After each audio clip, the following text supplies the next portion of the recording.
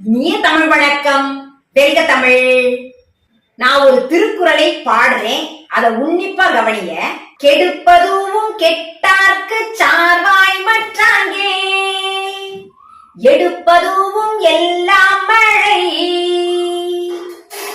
கெடுப்பதுவும் எடுப்பதுவும், கெடுப்பதும் எடுப்பதும் அப்படி திருவள்ளுவர் எழுதியிருக்கலாம். ஆனா இனிய ஓசைக்காக குறிலை நெடிலாக மாற்றியுள்ளார். கெடுப்பதுவும் எடுப்பதுவும் ஆக செய்யுளின் ஓசை குறையாத இடத்திலும் இனிய ஓசைக்காக குறில் நெடிலாக அளவெடுப்பது இன்னிசை அளபடை ஆகும். இன்னிசை அளபடை என்றால் என்ன? இனிய ஓசைக்காக குறில் நெடிலாக மாறுவது இன்னிசை அளபடை. இன்னிசை அளபடைக்கு எடுத்துக்காட்டு கெடுப்பதுவும் கெட்டார்க்கு சார்வாய் மற்றாங்கே, எடுப்பதுவும் எல்லாம் மழை.